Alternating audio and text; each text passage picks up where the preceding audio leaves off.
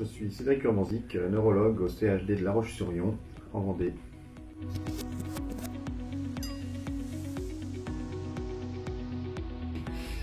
Nous sommes donc arrivés à décider au sein des services de neurologie d'implanter directement les LINC suite à une demande de plus en plus importante d'implantation de ce dispositif. On s'entend très bien avec nos collègues cardiologues qui ont toujours été là pour poser nos LINC, qui ont utilisé sinon des haltères un peu moins prolongés comme des speeder flash. Sauf que les délais d'accès au speeder flash étaient de plus en plus longs et la possibilité d'implanter nos patients AVC concernant le LINC devenait également un peu plus difficile parce qu'ils ont eux-mêmes leur propre dispositif à implanter. La Roche-sur-Yon était un grand centre d'implantation de LINC en cardiologie et donc ils nous ont sollicité pour savoir quelle était la solution qu'on proposait dans ce cadre. Et nous, avec deux de mes collègues qui sommes un peu plus orientés neurovasculaires, on est tout à fait volontaires et demandeurs d'apprendre à effectuer ces implantations pour pouvoir ensuite proposer ce service à nos patients neurologiques et effectuer nous-mêmes ces implantations.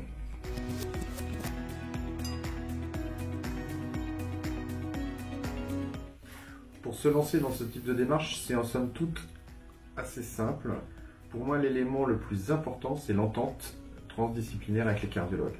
Si vous avez un bon rapport avec vos cardiologues, c'est beaucoup plus simple de pouvoir organiser une filière. C'est du gagnant-gagnant. Le cardiologue est gagnant parce que ça lui fait moins de procédures à effectuer lui-même. Le neurologue est gagnant parce qu'il peut faire lui-même ses procédures, somme toute, assez simples. Mais il faut toujours garder cette coopération. Nous, chaque patient qui est implanté, chaque dossier est discuté en staff multidisciplinaire neurocardiologique. Donc il est important d'avoir un staff commun entre les deux spécialités. Avec la fermeture des FOP dans les AVC également, il y a pas mal de choses qui peuvent justifier la création de ce staff. Donc en un, la coopération entre les deux disciplines. Et autre conseil, c'est possibilité d'implanter les LINC hors d'un bloc opératoire classique et une vraie chance. Je pense que c'est pas du tout, enfin il n'y a pas de risque majeur pour le patient. Par contre, il y a un bénéfice dans le vécu et dans la simplicité d'implantation.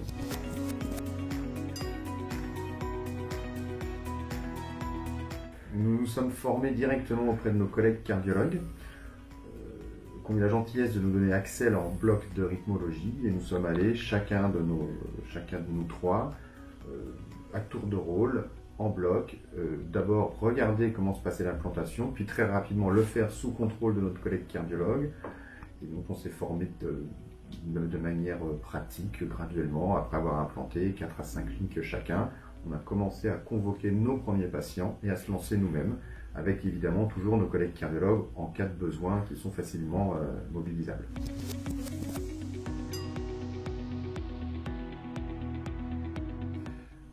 L'implantation des Revil LINC chez nos patients AVC s'effectue en externe. Si nos patients sont convoqués en hôpital de jour, on effectue ça au sein d'une salle blanche, qui est une chambre d'hôpital de jour, une chambre simple bien évidemment, avec un petit cabinet de toilette attenant.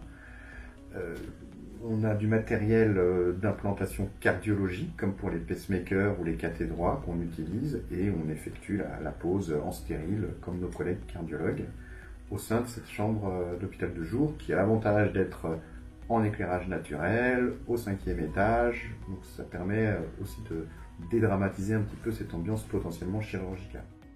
L'organisation du service en tant que telle n'est pas spécialement modifiée pour l'implantation des LINC, puisque c'est une activité qui vient en plus. On effectue 2 implantations de patients toutes les 2 semaines, le mercredi matin par exemple. Nous sommes 3 neurologues à participer à l'implantation des dispositifs.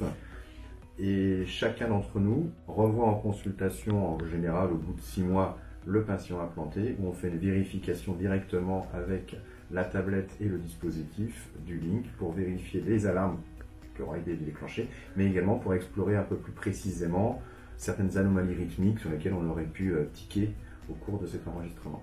On a également inclus la mise en place d'un holter implantable dans notre programme officiel d'éducation thérapeutique pour qu'il y apparaisse et qu'il y ait tous les documents en rapport. Concernant le suivi des patients, il y a un suivi télécardiologique qu'on assure que nos infirmiers qui participent à l'implantation des LINC suivent régulièrement.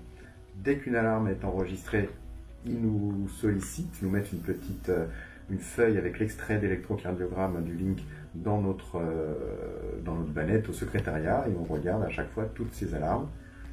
Après, il y a deux cas de figure. Soit les alarmes sont faciles à éliminer comme potentiel trouble du rythme emboligène, ça s'arrête là. Soit on a un doute, on attend d'avoir quelques alarmes et je vais personnellement voir un collègue cardiologue et on reprend les différentes alarmes pour trier celles qui sont potentiellement de la fibrillation atriale ou autre chose, des extrasystoles, on a des DAV, enfin on a pas mal de troubles différents.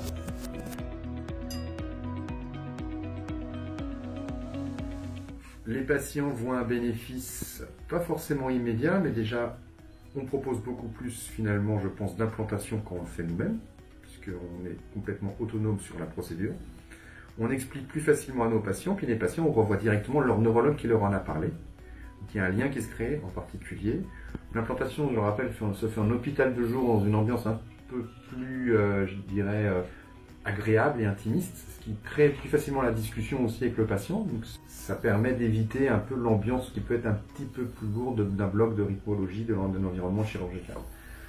Donc le bénéfice, il est pour l'accès et pour le suivi, puisqu'on suit nos patients post-AVC cliniquement, mais là aussi sur un plan rythmique. Donc on augmente également l'accès à un plus grand nombre de patients à ce dispositif.